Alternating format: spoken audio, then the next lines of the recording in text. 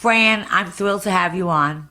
And I have respected and thought so highly of you my whole life. And I just thank you for being on because you have a great story. And not only that, it helps other people see what can be done when you really set your mind to it. So, Fran, you were a ballerina. Would you tell us all that and start with that, and then what happened to you and how you had to change directions? Well, first of all, thank you, Dottie, for having me this morning on your show. You have no idea. As you were introducing me, I'm getting all chuffed up. It's such a moment for me, full circle, really. I can't believe I'm here. So I was a professional dancer. I came to New York at 15 to dance with New York City Ballet School. And, I had a very unorthodox ballet career because, I fractured my spine while I was dancing with American Ballet Theater. And the doctor that had diagnosed me said, you will most likely never dance again.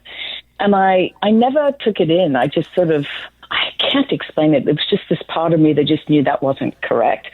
I have no idea where I got the chutzpah to even think like that. I was put in a Boston brace for 6 months on my back, couldn't move. Wow. I came out of the Boston brace, and then I did a 6-month rehab in Memphis, Tennessee with Arsene Manoukian, who's one of the best orthopedists in the country. And then I came back to American Ballet Theater, and I was promptly fired because I was like a racehorse that never actually performed. And then I went into my next, I got another job. And then all of a sudden I got seen by Edward Villela, and I was invited to join Miami City Ballet, and I became a soloist with Suzanne Farrell. And that to me was the pinnacle. She sort of brought me into my own. Yeah. So, and then I got injured again really badly, and that was it. It was a foot injury. And then it was time to redirect. I fractured my cunea joint, and they said, that's it. You really are done. I was scheduled to fly to D.C. and dance Don Q at the Kennedy Center. So I had a license for real estate, and I thought, you know what? I better start doing it now. I had family that were buying and flipping in Sydney, Australia. I had a half-brother who was a designer and architect. And I thought, okay, let's try it. I had no college degree because as a dancer at that time, your degree was basically graduating high school and going right into pro companies. Now, that's not the case anymore. But at that time, that's where my head was at, and that's what I wanted. And well, I had no, It had to be, when you realized you couldn't dance anymore, and a ballerina trains like an athlete, okay? 8 hours a day, okay? Yep. It's very much discipline, and it's very difficult, even though sometimes it doesn't look as hard as it really is. Exactly. Okay, it's a full immersion. Yeah, you were passionate about that. So when you realized that you just couldn't dance anymore, emotionally, how did you just get the whole thing together to even go? A lot of people just feel sorry for themselves, and as I said, you love that. It was your passion. How did you just did you just wake up and just say that's it, or how did you get yourself to that place where you said this is it? Yeah, how did I get to that place? I think it's two pieces. One is at a certain age, it really hurts. Your body hurts every day. You're going against the nature of your body, putting them in point shoes, stretching, jumping. There's a lot of pressure on your feet, your knees, your back. And by the end, you're like, how much pain can I take? And the other is I reached where I wanted to be. I wanted to be a soloist. I wanted to get into the big leagues. I did it. And I was ready to make a change. I felt like the world that we lived in was so patriarchal. I just thought I want the complete antithesis. I was getting to that place anyway. I think the injury took away the final moments for me, which was sad. And I did grieve and I was kind of down. But I didn't really long to continue. I wasn't one of those that wanted to do it until I was 50 or 40. I was good to let it go. I did my run, and it was a long, hard slog. It was a very unconventional career. It wasn't in one company for 18 years like DE. And I thought, I want to be a business person. I want to know how to do something that's completely the opposite. And I thought, in real estate, let's see. I don't know if I can do this. I was so in debt in my first 6 months. Everyone was like, he doesn't have any contacts. I was started at Corcoran, and I, was with the team. I basically lied. I interviewed as an assistant for like 6 teams, and I went with a lovely couple that were the townhouse specialists at the time on the Upper West Side. Right. And they took one look at me and they said, "You're probably the worst assistant we've ever had, but you'd be a great broker." Oh God, I didn't know how to do well, they anything. gave you good advice. Okay, Fran, let me ask you something. I mean, I probably know the answer, but I just want everyone to the discipline, though, that from taking ballet, from being a ballet dancer, which requires precision and focus, resilience, and that really translates well into many other careers, and that's why former dancers. Sometimes they're very successful in business, in law, real estate. So did you take some of the skills, not exactly dancing, 100%. but some of the skills and the discipline you had from being a ballerina right 100%. into the real estate? Ballet is mental, just like real estate. Anything you do is really based on your mindset. It's the idea that people say you're terrible at something, so you just try harder. The word no doesn't exist for dancers. You just keep going. And it's funny, there are people that will ridicule that and say, "Gosh, she's so aggressive, she'll stop at nothing." But actually, that's kind of what you want when you're hiring someone. You want someone who's going to say, "You don't like it? No problem. Maybe if I try it like this."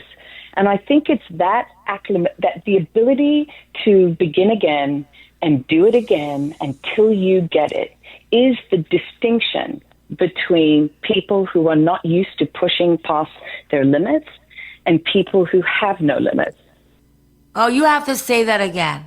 Because those words, no, I really, all of my radio audience, you need to listen to this because, in life, there's no one that I know who's successful, regardless of what the field is, that didn't fall, stumble, fail a bunch of times.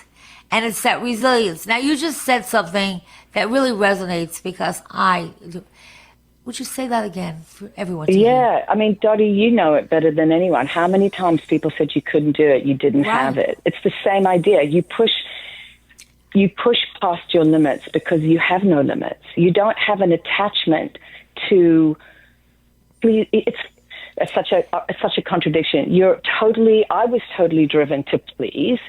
But I would do it at any cost because the need to be, at that moment, loved and approved of was huge because it was a gaping hole in me. As I grew up in the business and I watched you and the former chairman actually run a business that had come from a very unsexy space and make it one of the more former, if not the most formidable real estate company. And the brand was with integrity, but it had a much more younger mainstream appeal. And I watched you come into an environment where people were extremely judgmental of a woman as yourself who was not a Upper East Side lady. And I watched you go against the odds in buying a company. And it was incredible. I mean, it was incredible for me because there were no women leaders when I joined in 2006. And people don't like strong women. We're considered, the female dog most of the time. And it's just not true. We're clear. When a man does it, it's like, isn't he great? He's so on point and he's so together. When a woman does it, she's the most offensive thing you could say to a woman is she's crazy, right?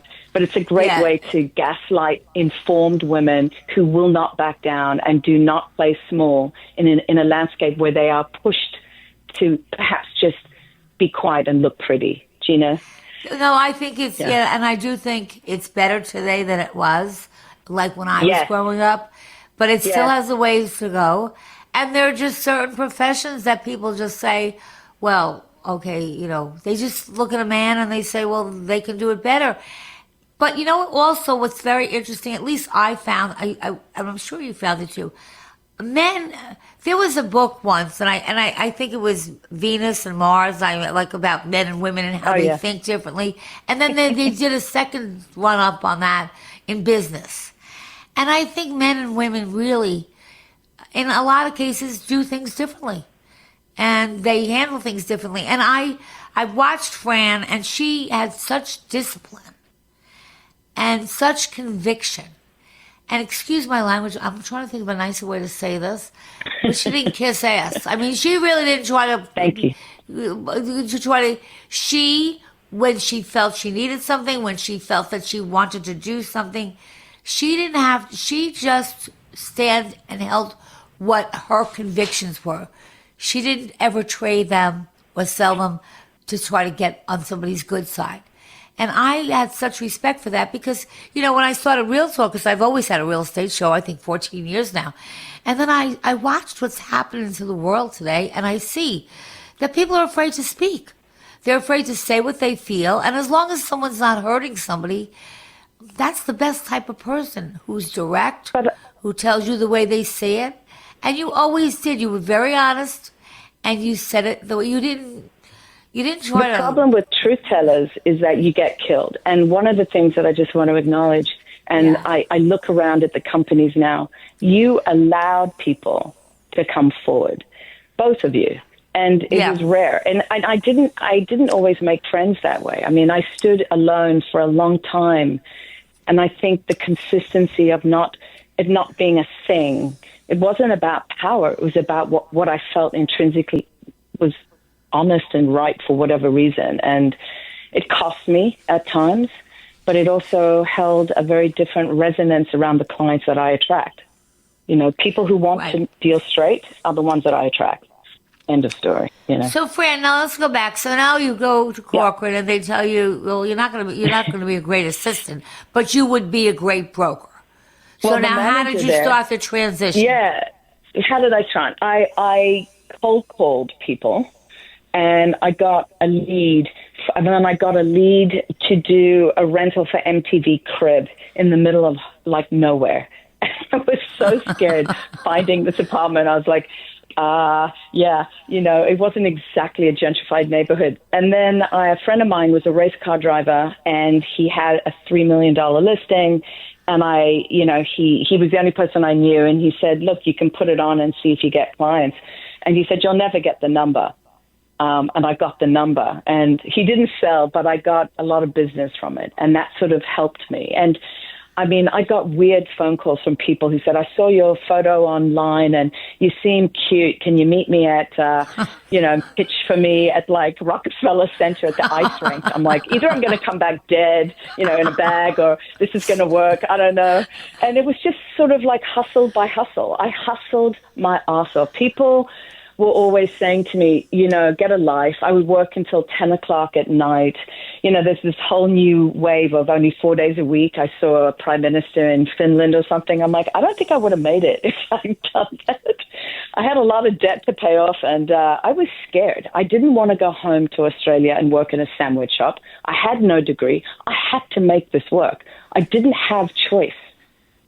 There was no such thing as the word no. No, there's no option. If you don't have a choice, what are you going to do? You just figure it out. You make it happen. If I tell my agents, if you were told that you were going to die tomorrow, your family was going to die tomorrow, you would make it your mission to win that business because there is no choice. So work with that type of intensity, because otherwise there's a parachute waiting for you every day, and that doesn't help you. You need to figure out how to get to the next level. It's not great if you have rich parents that can subsidize you. I didn't. No, and I didn't either. And I would see some of these kids that were trust fund babies, and I think, well, that's great if you can have parents like that. I'm not knocking it, but if the parents didn't let. But if the parents don't let them, if they just give and they don't let them explore and find their passion, they have no sense of purpose. They're just somebody's son who was rich, and that's not good for them and for their self-esteem. So I think I once posted on Instagram or Facebook. I said, "Does anyone remember their first job?" And, people like wrote, they were all junky jobs like McDonald's or, things like that. But everybody, they were like 16 or 17 but everybody remembered them, and nobody was like upset that they had the first job because, it gives you a sense of something, and you are disciplined. And so when you made that transition, okay, and now you have a team. First of all, your team now, how many do you have your team? And you're now a mother, okay? Because I remember you saying to me, well, I'm going to have kids. I'm going to have a baby. How am I going to do this all? So now you're on top of that, a working mother. So give us how that all changed. I mean, because believe me, any working mother knows it's tough. It is the hardest thing I've ever done in my life. And there are moments where I just want to burst out crying, going, I can't do it all. I'm the worst human. I'm failing at all of it all the time. And I still feel that way. Do not be fooled. Look, it's a very stressful pace. You're in the service business. I've learned to work really fast and really efficiently. My team are amazing. They know how to have my back and take the lead. There are brokers that come on the team to just get their sea legs and leave. And there are brokers that come on the team that are okay to be there and really earn and build and feel good about it in the team setup. The team structure is always a bit of a tough one, but we have 9 and we're growing. We've got another 3 people coming on now, and they're much more veteran, and that's a really lovely thing. They're all extremely adept. They are there because they want support in brand recognition, but they are fully formed as an agent and then some. And they're my friends. I trust them intrinsically. And then, it's the mother, being mentally present and being able to switch off gears. It comes and it goes. There are days that I can do it, and there are days that I fail at it. I try to show up every single day. I wake up, I feed my kids, I dress them, I take them to school myself, and twice a week I'll pick my kids up from school, and the rest of the time I'll be home before dinner, and I cook. So that's my commitment to it. It's not easy. And that's not easy. Well, friend, I really, that is the most difficult thing to do. And I don't know, I know we're going to have a break, but I have a caller who just texted me and wrote, she's fantastic. I'm inspired. What a great attitude. And where does so I'm going to do a cliffhanger. She wants to know, where do you get your work ethic from? And I said, I'll ask. So we have a quick break, and then we'll be back with Fran Katzen. She's one of the top real estate agents, I'd say, in the country and in New York City. And she'll tell you how you can reach her. But her story is so inspiring that I wanted everyone to hear it. We'll be right back with Fran Katzen. Welcome back to Real Talk. I'm here with Fran Katzen, who was a ballerina and injured herself and had to face really redefining her whole career, and has now built a team at Douglas Elliman that's closed more than $2.5 billion in sales. And I had a call right before the break that asked me to ask Fran, where do you get your work ethic from? What a great question. I asked myself that as well. I think it's the drive that happens as a ballet dancer, because to be a dancer, you're trying to perfect your body, which is like an untamed horse. So every day you go back in the studio, you're trying to get that leg higher, that perfect pirouette, that excellent line. It's this unsatisfied, and you're trained to never be satisfied because perfection is the ideal. It's an illusion. And so the drive, that work ethic, is what you take into your life, whether you like it or not. And it is a bit of a curse because you're never satisfied. So the poor people that are working on your behalf to deliver are like, it's great. What is she talking about? And you're like, no, but we could do this, this, and this. So this constant need to perfect is exhausting. But it comes also with a certain level of service. There's a real wish to encompass, to do it right. every time. It's not taken for granted. I never take it for granted. I think I still have that imposter syndrome somewhere where you're like, never take it for granted because you never know when it could change, you know? That's so true. Yeah. That's so true. Yeah. So let me ask you something. Now, Yeah. traditionally, success was measured by external markers like wealth, Yeah. career titles, home ownership, social status. Yeah. Obviously, a ballet dancer, is considered very successful. But reinventing success often means shifting the definition to something more personal and authentic. Now, you're very successful at Douglas Elliman and as a real estate broker, and disciplined. But how do you balance your personal and work life, and how do you look at success now? Success to me is creating connections with people that I value, real connections, lasting connections, things that are not transient or up for negotiation, meaning family, children, and also people like what you're doing right now, which is doing this, radio show to help inspire others. I'm very, very aware of how lucky I am. And lucky meaning grateful, genuinely grateful. That the people that, very grateful. The gratitude that I have for my life sounds so hokey and cheesy, but it really, you have no idea how lucky I feel. I have the nicest group of people that I work with that have inspired me, that have supported me, that cheer me on, that saw me, that took a risk on me, which you and Howard did, and all the people at Douglas Elliman today that have looked after me. And I want to pay it forward. And I want to make an impact in that way so that people understand I'm not just saying it, I mean it. I mean what I say, and I say what I mean, and I will do it. That is my commitment to paying forward. Yeah, anyone that knows Fran knows when she says something, it's never BS. She means it. And, at the same token, I kind of have the same feeling because, I've been very successful in my career. I worked very hard to it. No one gave it to me. I worked 7 days, 7 nights, and all that stuff. Damn straight. But I loved what I did, and I couldn't have done it without the help of all the people that worked with me 100%. to help me build a company. But if I look at now and I say, gee, what do you want to do? And I feel like you. I think that at the end of the day, no matter what profession you're in, or if your profession is just being a mom or a dad or a good parent or a good friend, that you want to be able to create an impact or a legacy by mentoring, by giving back, and you want to, at the end of the day, make a difference in life. I really think that's the key. To get to that, I think for people who are in struggle or people who are just feeling really beaten, it's really, really hard to get to that headspace when you're trying to pay or make it on your bills, or you're in debt, or you're really having no luck getting what you want in your life. This is going to sound so strange, but I think that's part of how it shifted for me in my career and how I was able to hang in there with real estate.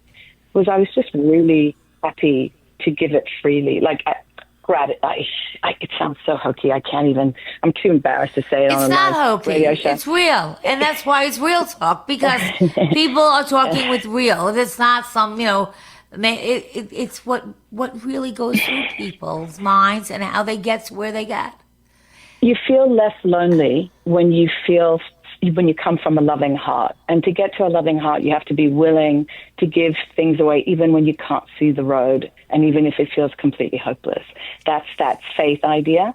And I'm not very religious at all, but I would say if you can tap into that, there's less fear, so you can keep going. And in that space, you start to create different energy in the world that you're in. Something just pops up in the most random way. That's how I experienced it. I hope that doesn't sound too...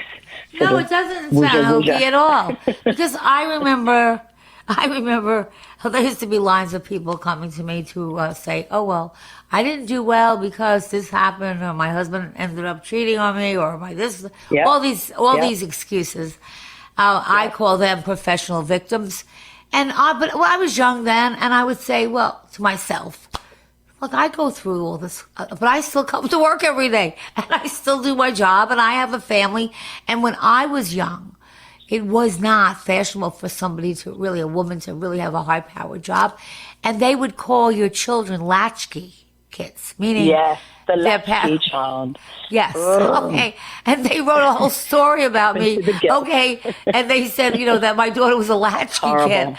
And that was really horrible. That's and I horrible. remember one of the mothers So calling mean. me up because, I lived on Long Island when my daughter was little. And so you need a car there. There's no, transit. So, you pick the kids up. All you do is end up driving them here, there, and everywhere. So I always take the night shift, like with the late shift. And I wanted to thank one of the mothers because because I was always working, she always did the extra shifts for me because I was working. And I said to her, I just want to thank you. And you know what she said to me? She said, no, Dottie, you should hear the girls. And my daughter might have been about 13 years old. And I think she said, you should hear the girls. They talk about you and they look up to you. And I think that you set an example. Okay. And yes, life has, a lot of twists and turns and there's like some bad things. I mean, no one gets through life unscarred. I mean, but it's how you deal with the ups. Yes. Yeah. How you deal with the ups and downs. You know what I'm saying? And I think I tell people, listen, take a moment to cry, take a couple of days, and then just get back into the game. But now that we're talking about it, what do you see? Do you see differences in the clients that are Generation Zs to the old? I mean, what do you 100%. see? Yeah, tell us, because I'm doing something on the generational differences. I think it's really, pretty there. It's a very interesting time because I could be really negative on it, but maybe it's also teaching me something. And what I mean by that is it is a generation that doesn't have the same resilience because they have been somewhat mollycoddled by not having to reach for things so effectively because everybody's trying to make their lives easier in some way. And they've gone onto screens, and screens give you not necessarily accurate information, but they inform you of a world way too soon. And so they feel they have rights to push back on working as hard and showing up and struggling through an imperfect situation and finding their way through and tolerating the imperfection of the situation or not knowing something and being able to hang in there.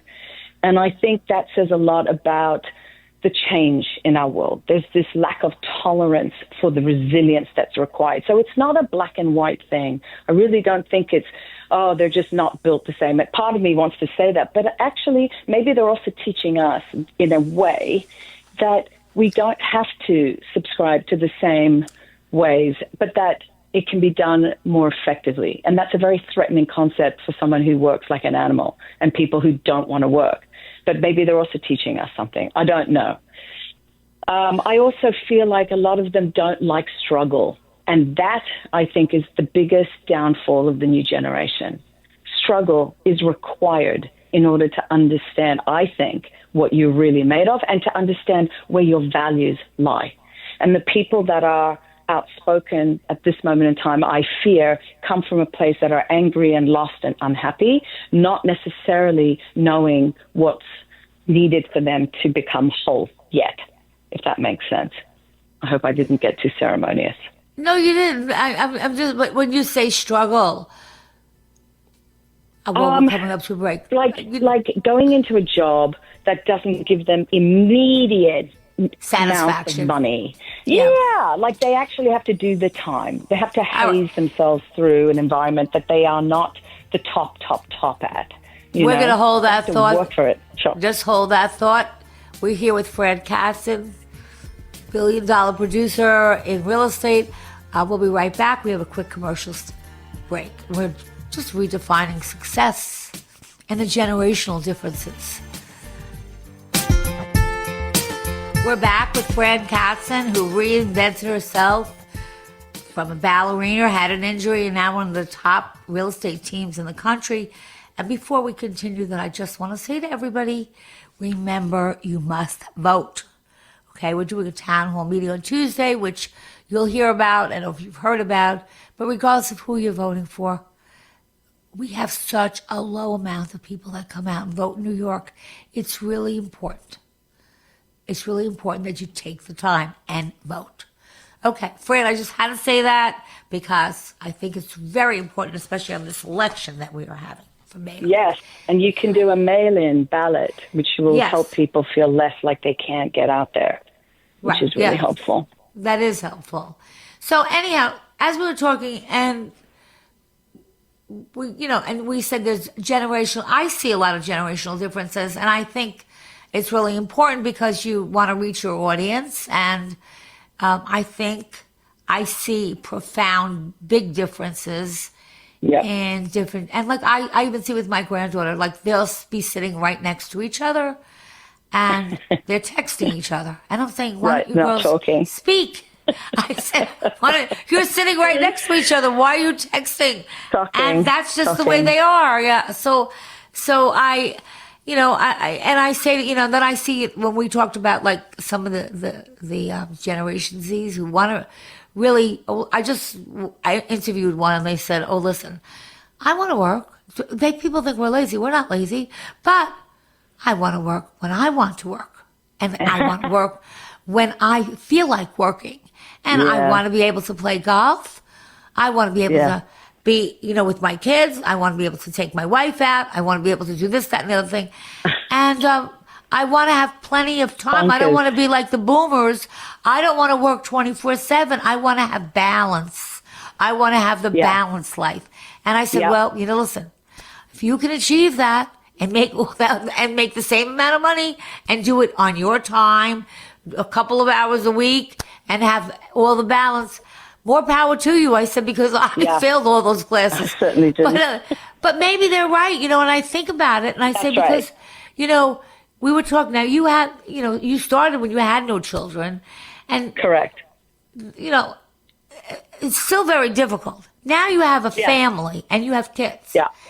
Yeah. And balancing that all, the needs of, and look, in real estate, I would have clients that call 11 o'clock at night. They don't care. Yep. There's no such thing as a day off. Correct. Like, if you have a Correct. store, you can close your store and you went home.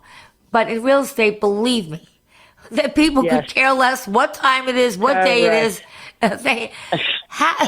So how do you, I don't know, if you find balance, and I think, This, I always say to agents, it's the most inconvenient business of your life. Because when you're like, yay, I'm going to have a movie, I'm going to go out with my honey, guess what? That big call comes in, he goes, can we talk? I have a question. And it's like right in the middle at 9:45. And the question is, going to take you 20 minutes, but it's going to cost you the rest of the night with your partner. It's always that juggle, right? It's really tough because you are on call and you're not saving lives, for goodness sakes, but you are working on other people's time because they are only able to talk to you when they have the mental space to digest and go through what it is they want to do with the purchase or the sale. And so you're working on their time, not yours, really. You try to set it up, but good luck with that. It's like trying to catch water. no, it is, it's true. And so it's their time. And I will say this because I don't think people really realize about real estate because, I just don't. It never stops. No. And there's no such thing as, it's Christmas, it's my day off. There's always somebody. I remember, and I can't forget this. I remember I was going to an office that I had supposed to do an office meeting, and I had not, I missed the one that I was supposed to do, so now I had a new date. It just so happened to be the day of 9/11. Oh. And I'm getting ready to go to the office, but I had the news on, and all of a sudden I see the plane hit into the World Trade Center. And it was a sunny day, if you remember. And I think, well, okay, Beautiful that day. pilot must be like, out of it. But then when the second one hit, okay. That was scary, right? Right. Mm-hmm. Now, here I am. Now I know and I'm like, I can't not do their office meeting. I have to just go. And like an idiot, I drove to the office. I got in, and in their office, there was a TV. We put that on. And of course, if you go back, I don't think anybody, and first of all, it's something nobody could have even imagined. And No. we didn't know what they were going to do, if they were gonna, where they were going to bomb. So I just Yep. called and said, tell everybody to leave the office and go home. Okay, Yeah. and so doing that, I get a call. I swear to you, I can't make this story up. Someone says, this is just to show you. Someone says, I get a call, and the guy says, yeah, listen, they let us all home from work. So can I go out and look for houses today? Do you have something you can send me? And I can never forget that. And I said to the man, are you insane? Okay. I'm actually glad you said it, to be honest. Like, read the room, buddy. Read the bloody room. Jeez. No, but I'm just saying, you'll never have to be low. I mean, there's always, you're at people's It's always demand. lower. And when somebody, and I'm sure that's not the normal person, but I couldn't make a story like that up. Okay? That during 9/11, the guy calls up that he's off. So can he see a house? And I was like, you gotta be kidding me. All right. Yeah. But I always call real estate the universal language, because everybody wants to talk about it. Everybody wants to know about it. And it doesn't matter if you're a millionaire, if you don't have a lot of money, if you have a part-time job. It's just part of everybody's vocabulary. I mean, it's just a universal, I call it the universal language. Fran, what do you see in your future? What do you see evolving? Do you see anything changes, big changes? Do you see? I do. I think that the making brokers a commodity will go only so far. And in the end, the only reason we are still in existence is the relationship of what it brings and provides ultimately against an AI backdrop, in my opinion. And I think the leadership that's now going to lead against the big titans that are buying up and sort of capitalizing on the commodification, if that's even a word, of broker, is brokers are going to look around and say, why do I need to pay for things that I can do really ultimately on my own, which is Canva and ChatGPT? And then it's going to come down to the sort of level of real advisory, really good brokers who actually have a value in terms of what they bring to the informative component that AI simply cannot pick up on, the latent defect that's not discussed, feeling the rumbling of a subway that will not be written about on an AI, chat. So there are things that ultimately that determine a trustworthy, accurate advisory level. And I think that's the next shift. It's going to be much more boutique, much more connective against the big machines that are looking to monopolize. And actually, I think that's a lawsuit waiting to happen just by simple virtue of, cutting people out is a very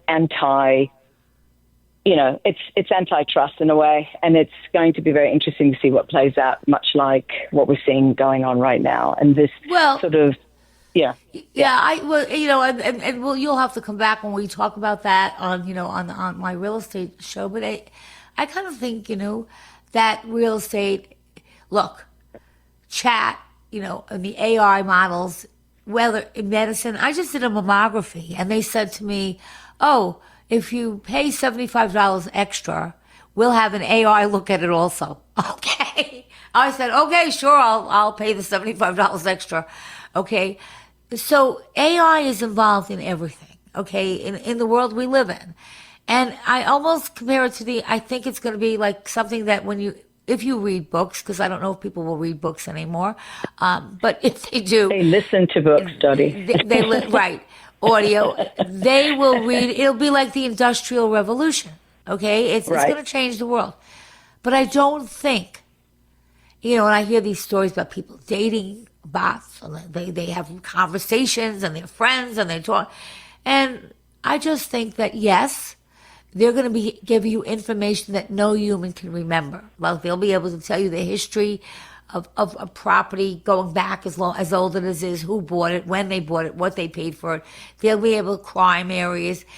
Or they'll get you information that you can get but would take hours to put. But I really feel, and this is just my opinion, that at the end of the day, people want a human voice 100%. And I think that the brokers will take the tools that AI has and all of that information and use it to just help their clients be even more informed. But at some point, real estate is not only facts and figures, at least residential, okay? Because commercial is different, that's about numbers.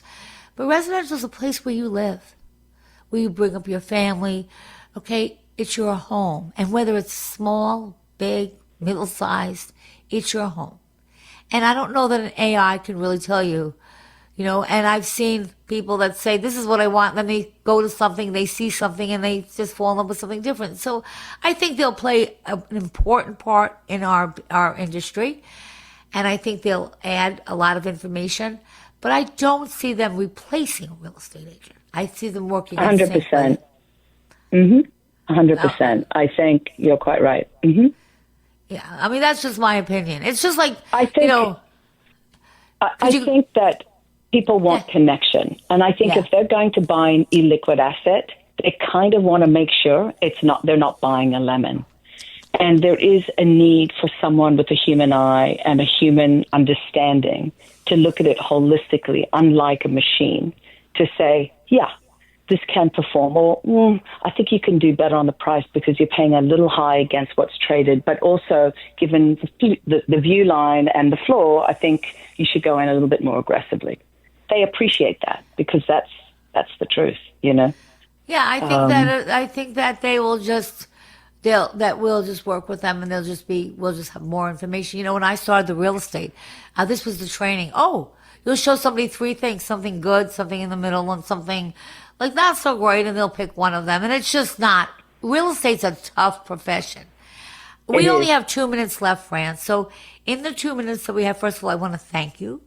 And I want to tell you how much I respect you, and how much you've given, and thank you for taking the time today.